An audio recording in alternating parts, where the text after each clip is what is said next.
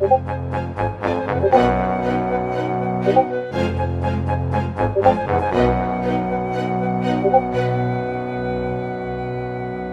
week later. So this will probably come out after the fight. So can you discuss strategy, or do you have like specific strategies for how to beat her? Yes. So this is actually very funny.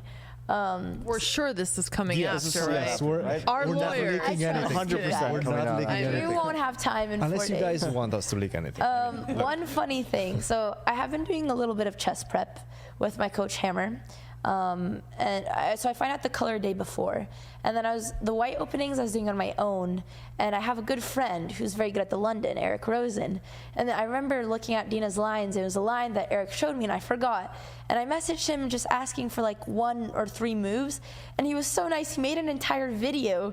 He screen recorded a 20-minute video explaining. He made a chess-based file. So hopefully if I end up getting the white pieces, I want Eric Rosen to post his video because it was the nicest thing anyone's ever done. All right, so I'm going to go ahead and share that secret video I made for Andrea Botez. And I really hope this goes to show the type of work it takes to prepare for a high-level chess match. And then in a future video, I will be breaking down the game that actually played. So stay tuned for that. And big thanks to Andrea for giving me permission to leak the secret video to the world. Okay, so I just made a file for Andrea on some London prep against Dina for this upcoming chess boxing match.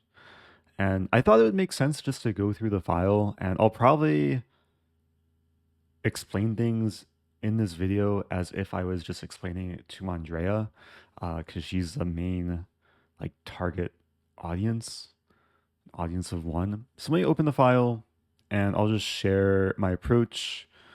I tried to keep it concise, but there's always more to add, but I tried to give at least kind of the must knows and share some of the really nice landmines that Dina could potentially walk into.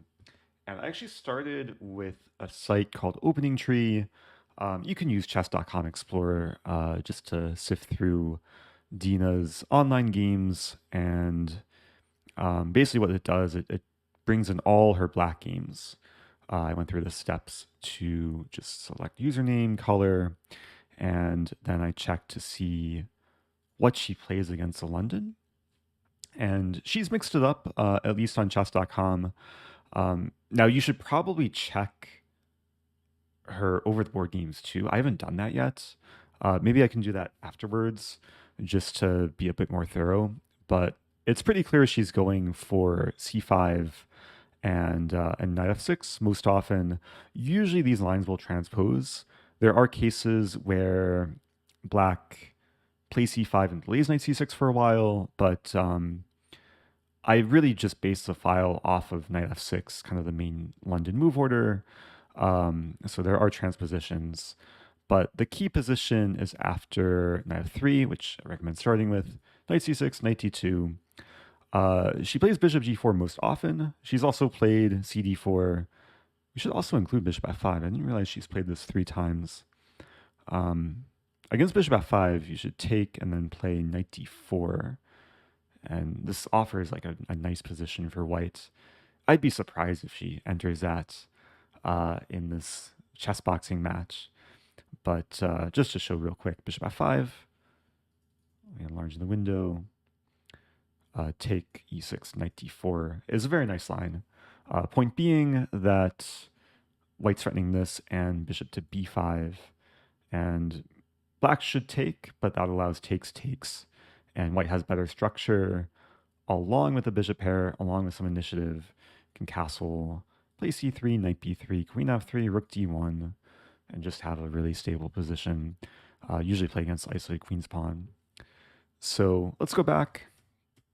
What I wanted to focus on, and it seems like Andrea already discovered this, is Dina playing bishop g4, hence the Discord message asking about our lesson from a while ago, where I showed some lines in this variation. It was mainly just a nice trappy line, but the preparation goes beyond that. So let's say bishop g4, c3 and e6, and then queen a4. So this is one of the main positions where things can branch out. And it was a good sign going back to opening tree after queen a4. Dina's reached this position 3 times in online play, and in every single game, she's made like a clear blunder, basically. Bishop d6 and queen c8 are both pretty much losing on the spot. And then the one game she played bishop takes f3, she followed up with bishop d6, which also loses on the spot. So let's hop into the file and I'll just show the key lines. First of all, we'll start with queen c8, which I don't expect her to repeat, but it's good to at least understand what the ideas are here. White very simply plays knight e5. And now there's 2 threats. There's bishop b5 and f3. And there's not really a great way of stopping both threats.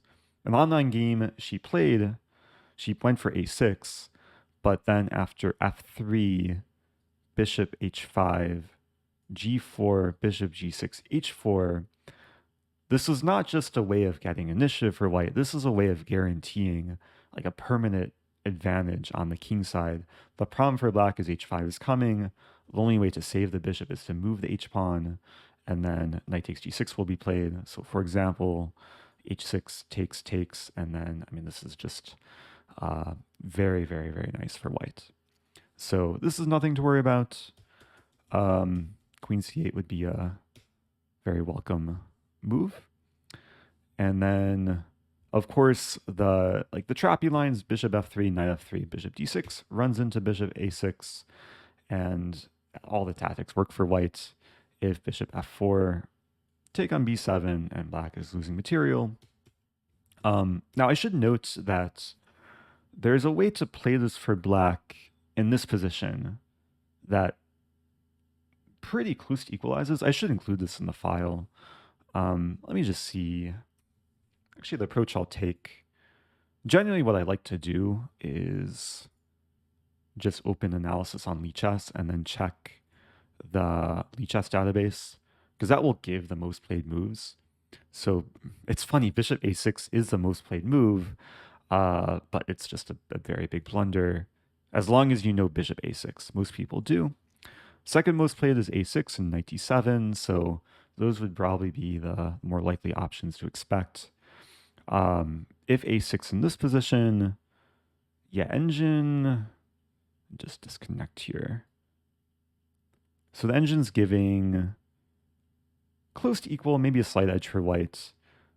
You can't quite get the same like knight e5, bishop b5 pressure.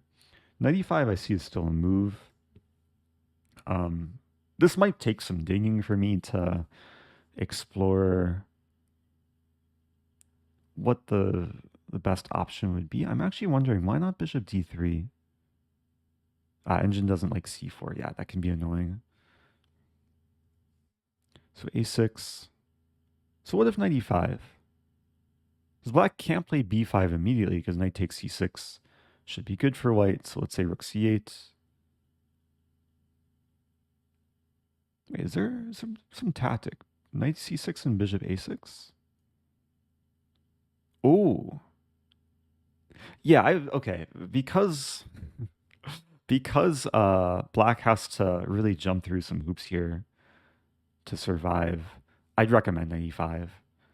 Because if black plays rook c8, then black has to find queen d7, which isn't the most natural move to play.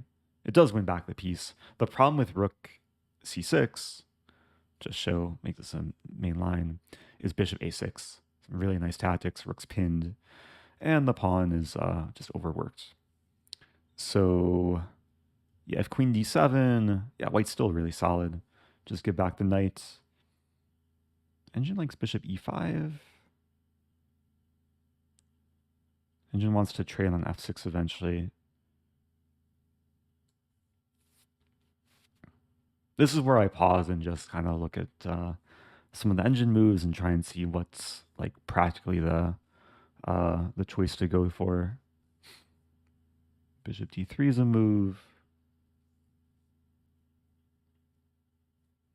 And bishop e5 is actually very concrete. I think the strategy is just to get a really solid position where you can kind of grind the game for a while and not be at risk of losing early on. I mean, I'm not so familiar with the boxing portion, but I assume it's to Andrea's favor to have a longer chess game because she's not so much the like Dina's much higher rated. So, oh, I see Andrea just responded. Uh, I'll probably just respond with a whole recording of the video once I finish this. I want to try and be thorough. So, if Queen D7, I also want to not make this too long. I see I'm already 9 minutes in. Let's just explore this. Bishop E5. This is really the type of work Andrea should do on her own too. Like after I give her this file, like it's good to expand on some of these lines. I'd also recommend like play some training games from maybe even a position like this and just get a feel for how to play beyond the opening. So let's look at rook takes c6, bishop takes f6, gf6, and I like g3. G3 is such a funny move. But because the g file is open, white's going to be really safe with this structure. And yeah, maybe like later e4. It seems like a good strategy for a chess boxing match. Like, just, you're not going to lose in the next like 30 or 40 moves, I would hope. So anyway, let's go back. I didn't want to go on too much of a tangent, but just be aware that, I mean, black can very close to equalize if they don't fall for the traps. Knight d7 is another move, which I didn't include. But here, I think bishop b5. Yeah, bishop b5. Queen b6 is natural. And c4 is a very common idea. If it works immediately, it'd probably be one of my go-to choices, because you have the bishop pair. It's nice to pressure the center, open things up. A6 is a move, but it doesn't actually threaten the bishop. And now castling. Yeah, it's definitely black who's under a bit of pressure here. And you can leave tension for a bit, maybe like take eventually and retreat the bishop. Maybe you can see an example line, bishop e7. White's going to take on c6. So, okay, wait for black to castle. Now the rook's defended. Now we take, and yeah, try and use the c file. Very calm move, rook c2 or rook c3. Probably prefer rook c2. Just preparing the double up. Anyway, I'm really making this video to get some like main points across about just the overall opening approach in general. The other line I wanted to point out is, okay, after queen a4, of course, the same trap exists, like bishop d6, bishop a6. And if black doesn't fall for the trap, knight d7 is like a logical looking move to diffuse the diagonal. But here, and okay, you can see my comments. Make this bigger, turn off the engine. Here, white can play bishop b5 and just keep exerting pressure. I played this position a good number of times online. Most common move I encounter is queen b6, and then still knight e5. There's actually a really nice line here that kind of requires memorization. Is after black takes, and we should note this is basically the only move black has because white's threatening the bishop and the knight. And taking with other knight doesn't work as well, I think for obvious reasons. So knight d takes is expected, and then there's a really cool in-between move, pawn takes pawn. And the point of this is we're guaranteeing the fourth rank to open. And okay, of course, we're hitting the queen. So after bishop takes e5, we take the knight, and we're still threatening the bishop. We're actually threatening to take the knight first and then take the bishop. But g7 is also attacked. And this position has been reached in a handful of online games. Most players will play bishop f5 or bishop h5. And now here, you don't take on g7 immediately because rook g8 gets counterplay, but first you play g4, supported by the queen. If bishop takes g4, then we take, it's important to take first, and then whatever it takes, you win the bishop. G4 essentially forces bishop g6, and then you take, and then just go back, basically forcing trade of bishops. White's up a clean pawn here. You have committed to g4, but yeah, engine will give like over +1 for white. So that's one of the nice lines that I think it's important to know, and especially if you're playing blitz, you want to just slow down a little bit to make sure you remember the move order to take the pawn first and then take the knight. There's other branches, but again, I wanted to show just like the key variations. And I mean, generally, bishop b5, knight e5, c4, these are the main resources. There could be a lot of other branches that can happen from this position, and it's hard to prepare against everything. But it's good to know the basic plans for white. The other line I wanted to briefly touch on, and then I'll end the video. But other line is c takes d4, which I'd seen Dina play. Let's see. Let's just go back to the tree. If we go back a little bit further, we can see she's played it 3 times in this position. C takes d4 is also playable in this position. She's also played it in this position. So it's just one of those lines that can kind of transpose from a bunch of different move orders. And it's really important to distinguish between the early trade on d4 and the line where there's still pawn tension, you're able to go for queen a4. So in this line, there's completely different plans for white. White's no longer going for queen a4 because of the 4th rank's closed, and there's not the same ideas of like opening the 4th rank. c3 queen a4 just doesn't work in the same way it does in the other line. So here I recommend a very solid positional approach, starting with c3, just defend d4, e6, and then the main line is queen b3. The move I'm recommending is bishop d3, which I think is just a lot more straightforward, just aiming to complete kingside development.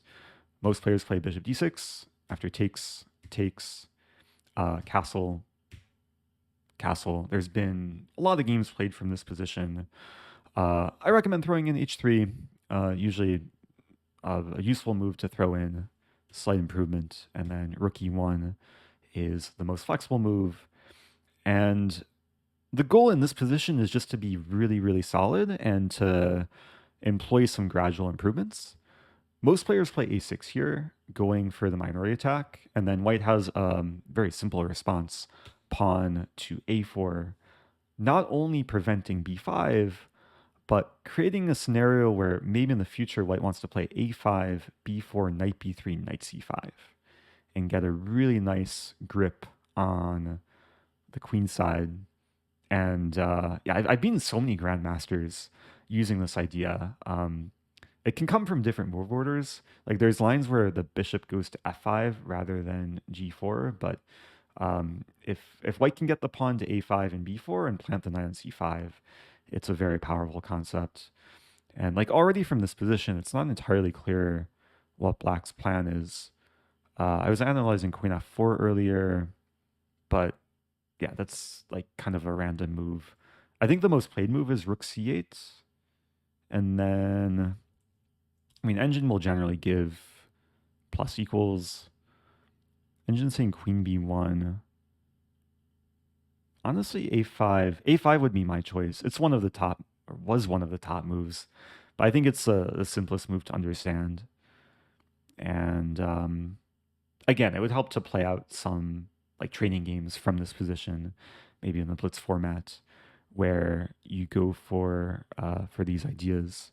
Like for example, queen c7 hitting the pawn, white plays b4. If the knight moves, I assume rook c1 first, and then the knight has a clear path.